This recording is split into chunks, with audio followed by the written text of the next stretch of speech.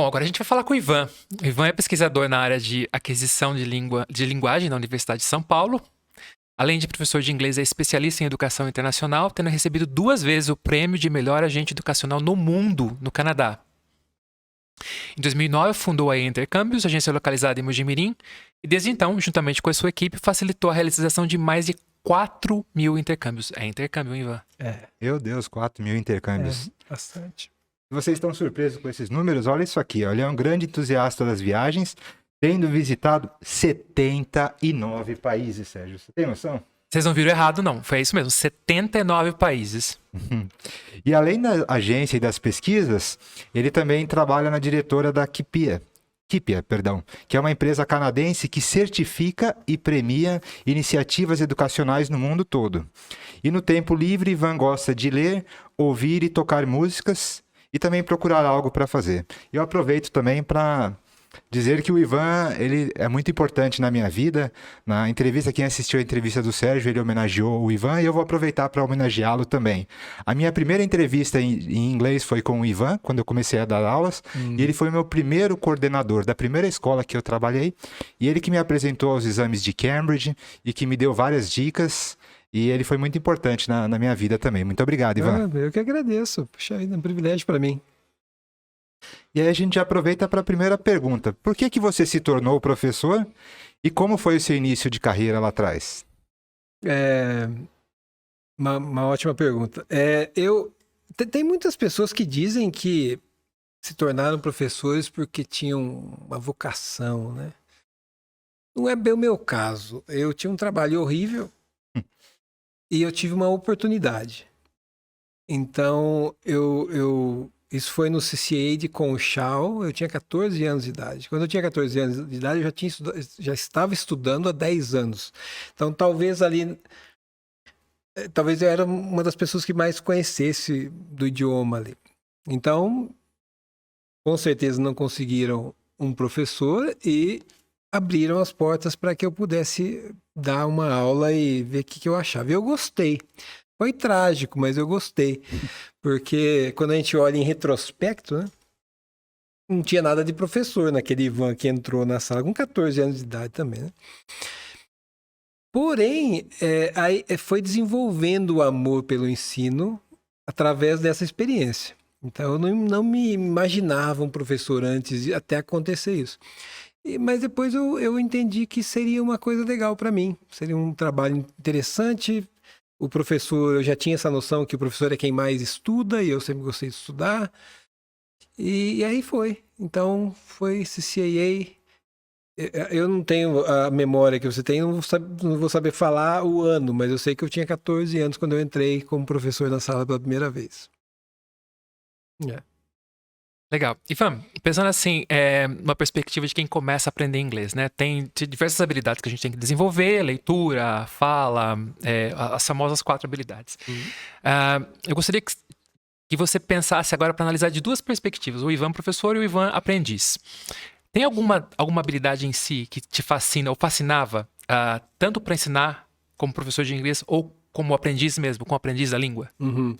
Eu diria que tanto para o aprendiz quanto para o professor é a mesma. Eu sempre fui fascinado pela pronúncia e pela fonética e fonologia da língua, né?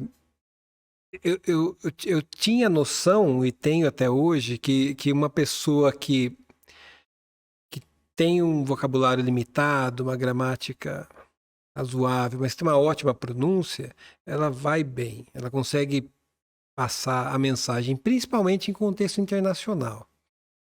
O contrário pode não ser tão verdadeiro. É uma pessoa que tem muito vocabulário e tem boas estruturas gramaticais, mas que tem uma péssima pronúncia. Então, eu entendi que é ali que eu gostaria de investir mais tempo, né? Então, eu passei a estudar um pouco mais a fonética, tanto a parte articulatória, acústica, né? E com uma grande paixão na minha vida, que depois virou fonologia, que é até a questão Muitas pessoas não dividem fonética e fonologia, mas é como se a fonologia fosse a maneira que o cérebro organiza os sons, né? E a fonética é a produção. Estou falando muito rasamente, né? Então é isso, eu sempre gostei demais da parte de pronúncia. E além de gostar muito de pronúncia, né, Ivan?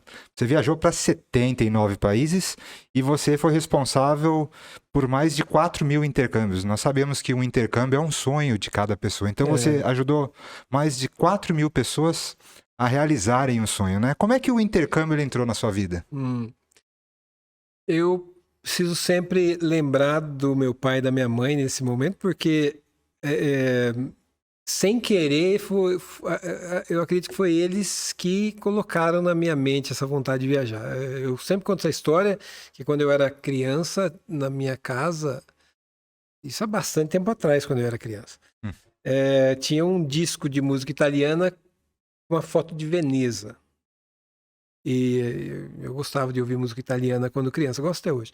Mas meu pai e minha mãe sempre mostravam aquela foto das gôndolas, né? E falavam, olha, um dia você vai conhecer isso.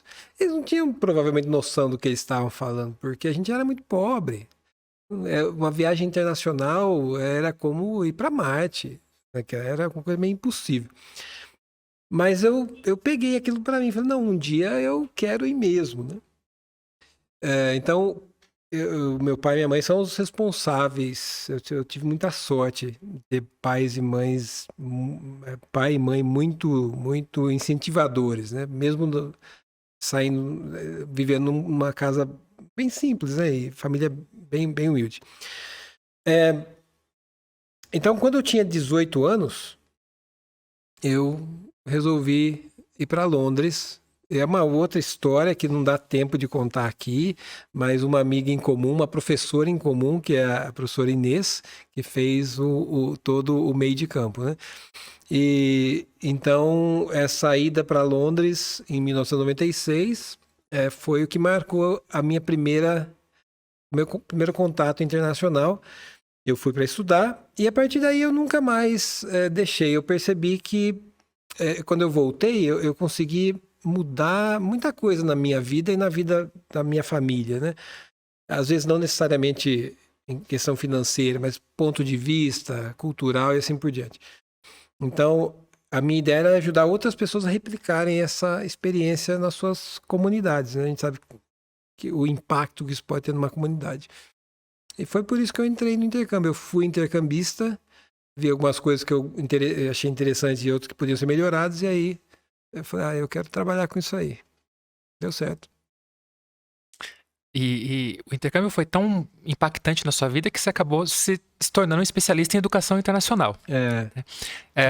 Para quem não sabe, você pode resumir para a gente, Ivan, o que um especialista em educação internacional faz e quais são os seus maiores desafios? Sim. Todo país tem um sistema educacional diferente.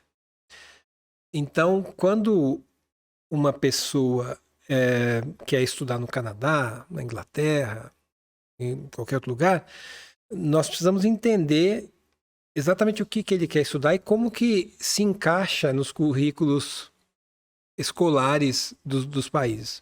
Então, um especialista em educação internacional, ele faz esse mapeamento, essa harmonia entre os sistemas educacionais. Essa é uma coisa que a gente faz. Então, eu, por exemplo, sou especialista no Canadá, Reino Unido e Estados Unidos. É onde eu escolhi ficar mais focado, que é onde tem mais intercâmbio, na verdade. Outra coisa que nós fazemos é escolher instituições no exterior que possam acolher os nossos alunos e fazer a ligação, tanto com questão documental, pagamento no exterior e assim por diante. Então, isso é mais ou menos o que faz um especialista em educação internacional. Sua outra pergunta foi? Os maiores desafios. São muitos desafios. Cada época teve a pandemia, que tudo ficou parado, né? Uhum. Desafios de documentação são grandes. Por exemplo, agora, quem quer ir para os Estados Unidos e não tem visto, dificilmente consegue um visto, porque está tudo muito nebuloso na questão de vistos, né? Muitas pessoas que querem que acaba não entendendo que você está querendo ajudá-los, né? Então chega uma pessoa, fala, eu quero ir para os Estados Unidos, estudar inglês e trabalhar. Aí você fala, não, mas isso não é permitido nos Estados Unidos. Aí a pessoa pode achar que você não quer que ela vá para lá e trabalhe, né? Então, às vezes acontece isso. Então, eu acho que os maiores desafios no Brasil, que é um país um pouco instável, tem a ver com documentação, um pouco de mentalidade também, porque o intercâmbio no Brasil ele pegou nos últimos 10, 15 anos. Né? Antigamente, lógico que tinha, mas agora está popularizado. Né? E eu acho que a questão cultural mesmo é o desafio maior, é mostrar para o brasileiro que faz diferença uma vida internacional também. Ivan, agora que você falou dos desafios, vamos falar do outro lado, né? Quais são as conquistas, as alegrias que esse trabalho te propicia? Muita coisa, né? Porque quando você trabalha com educação internacional, é muito parecido com quando você está numa sala de aula, de certa forma. Quando eu levava grupos, eu levei 15 grupos para Londres. O Du, inclusive, foi em um deles.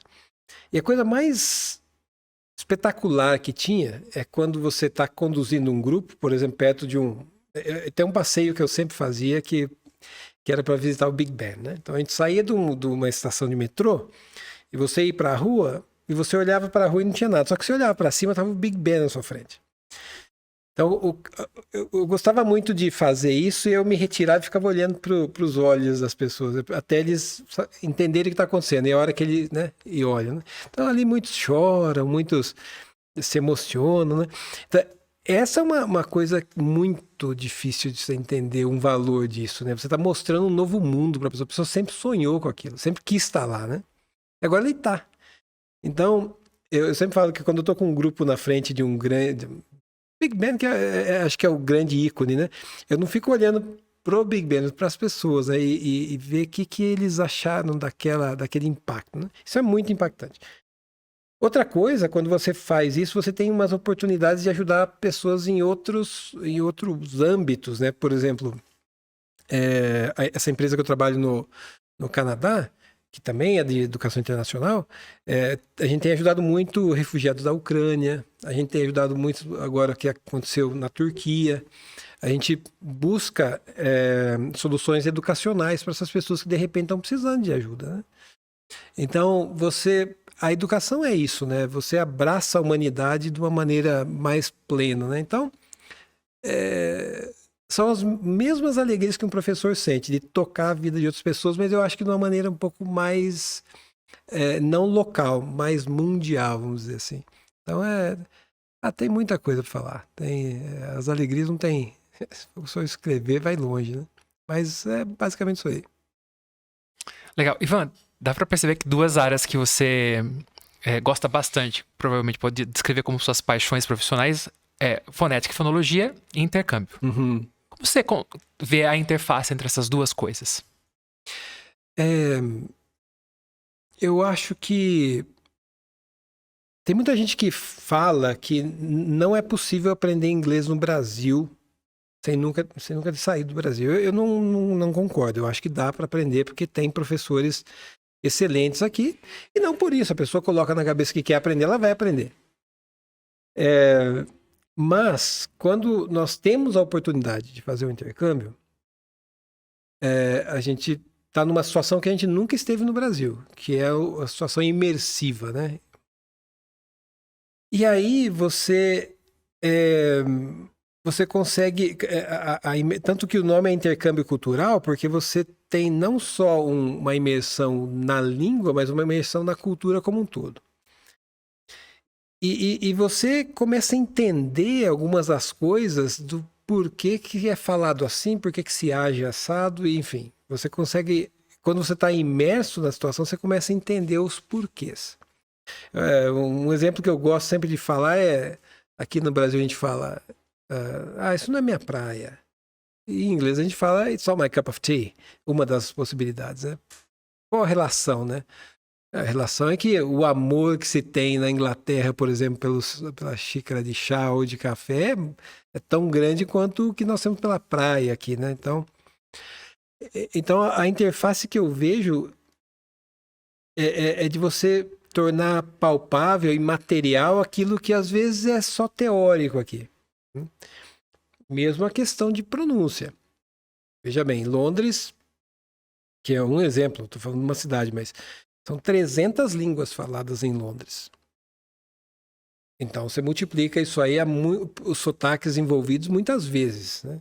Então, a pessoa que está aqui aprendendo, ele quer colocar isso a teste. Ele vai para uma cidade como Londres, vai ter umas sensações das mais diversas, né? Que vai de frustração, em alguns casos, a conquista, em outros, né? Então, a interface que eu vejo maior é a materialização da teoria. A gente aprendeu, a gente sabe o que é. A gente consegue falar com o nosso professor, com nossos coleguinhas de sala de aula. Agora lá é a coisa acontecendo. E quando a gente consegue fazer isso acontecer, sobrevive bem, a gente tem essa sensação de conquista. Então, eu acho que o intercâmbio tem muito a ver com, não só com fonética e fonologia, mas todas as áreas de ensino de línguas, né? Ainda falando de intercâmbio, como é que você vê o futuro dos intercâmbios, né? Depois pós-Covid e tudo que nós estamos vivendo? E quais são os seus próximos projetos também, Ivan? O intercâmbio está voltando agora com força total. Eu vejo duas coisas. Eu vejo que vai haver mais oferta de cursos internacionais online. Acho que isso vai ser uma realidade cada vez que a pandemia maximizou, e eu acho que não vai parar mais. Então, de repente, um mestrado numa grande universidade da Europa, dos Estados Unidos, vai ser possível fazer do conforto do seu lar, eu acho. Também eu tenho visto uma mudança, quando eu comecei a trabalhar com intercâmbios, 15 anos atrás, a maioria das pessoas ia para fazer 4 semanas de inglês, 3 semanas, às vezes um pouquinho mais.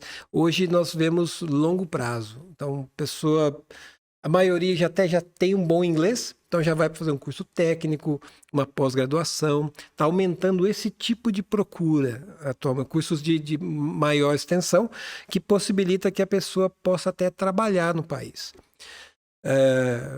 Também está tendo muita busca por imigração. Então, pessoas que já têm um bom nível de inglês e querem mudar para o Canadá, por exemplo, que é um país friendly, diria assim, para jovens que querem, né? Então essas são algumas coisas que estão mudando, mas o intercâmbio só vai crescer. O intercâmbio, ele não deixa, ele vai mudando, talvez ele seja um pouco mais online, mas essa troca, porque intercâmbio é troca, né? A palavra intercâmbio significa troca. Essa troca de informação entre nações, ela só vai aumentar. E aí os projetos estão mais ou menos nessa linha. Tem um projeto que a gente está fazendo, que chama Imigração Canadá. A gente tem uma base em Halifax, no Canadá, e aqui em Mogi-Mirim. Então, pessoas que querem imigrar para o Canadá, nós temos soluções para essas pessoas. Então, é um projeto que já está em andamento, está funcionando. Um outro projeto que é super interessante é o IM International, que IM significa International Academic Missions, que propõe cursos de curta duração para pessoas que estão na universidade, mas não querem estudar inglês. Então, por exemplo, nós temos inovação dentro da Disney, por exemplo. Nós temos liderança em Londres, inovação também em Dubai. Então, são cursos que são de curta duração, mas são certificados e a universidade aceita como crédito. Isso é lógico.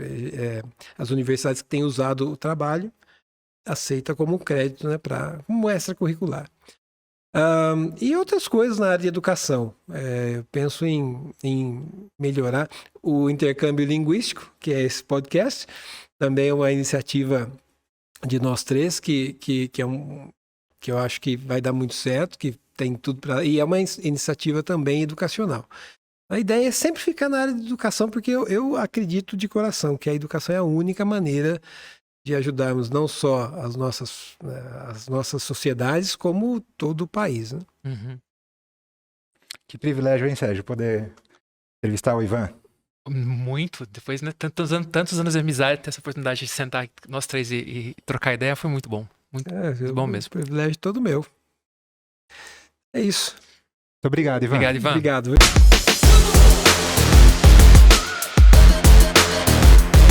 Música